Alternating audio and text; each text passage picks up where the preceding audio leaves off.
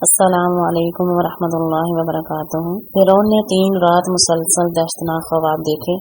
ایک آگ تمام مصر میں قبطیوں کی املاک جلاتی ہوئی چلی آتی ہے، اور جب بنی اسرائیل کے محلے سے گزرتی ہے تو کسی کو بھی نہیں جلاتی، اور بنی اسرائیل کے محلے سے ایک اسادہ نکلا اور فرعون کے اوپر دوڑ کر اس کو تخت پر سے اوندا ڈال دیا۔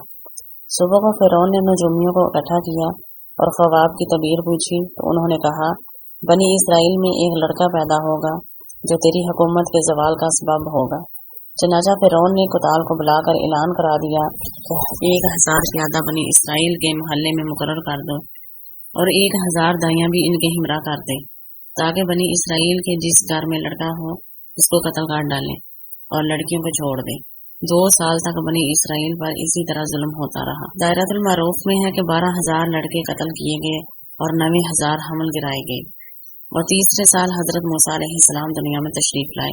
فرعون نے جس کو روکنے کے لیے بنی اسرائیل میں ہزاروں بچے قتل کروائے، آخر وہ آ گیا، اور فرعون اس کا کچھ بھی نہ کر سکا۔ ادھر نجومیوں نے اطلاع کر دی، وہ پیدا ہو چکا ہے، لہذا خبردار رہنا۔ دائرۃ المعروف میں ہے کہ نجومیوں نے فرعون سے کہا کہ آج کی رات وہ بچہ ماں کے پیٹ میں جائے گا۔ فرعون نے اس رات حکم دیا کہ بنی اسرائیل کے سب مرد آج اسکندریہ شہر میں چلے جائیں۔ چنانچہ جب سب بنی اسرائیل اسکندریہ چلے گئے اور موسیٰ کے والد فرعون کے خاص بندے تھے، وہ اس کے محل کا پہرا دے رہے تھے۔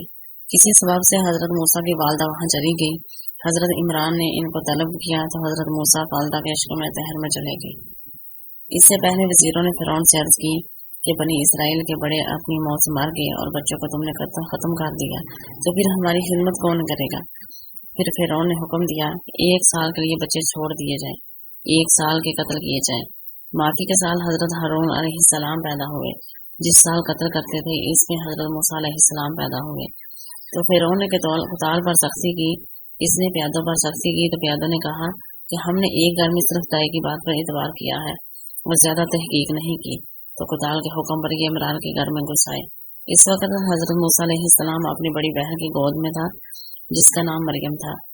جب اس نے دیکھا کہ پیادے بغیر کسی اطلاع کے گھر میں گھس آئے ہیں تو فوراً بھائی کو تنور میں ڈال دیا جو اس وقت بھڑک رہا تھا، اس خیال سے کہ اس کی جان تو ویسے بھی جائے گی مگر باقی گھر والے تو محفوظ رہیں گے۔ جب پیادوں نے خوب تسلی کر لی کہ گھر میں کوئی لڑکا موجود نہیں اور تنور کو نہ دیکھا تو واپس چلے گئے۔ ادھر آپ کی والدہ پرتے غم میں بے ہوش ہو گئی تھی۔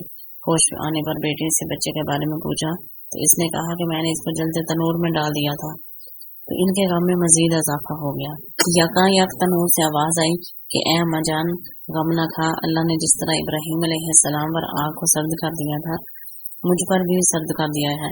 چنانچہ انہوں نے آپ کو تنور سے باہر نکالا۔ اس وقت آپ کی عمر 40 دن کی تھی۔ اب آپ کے والدہ نے اپنے گھر میں مشورہ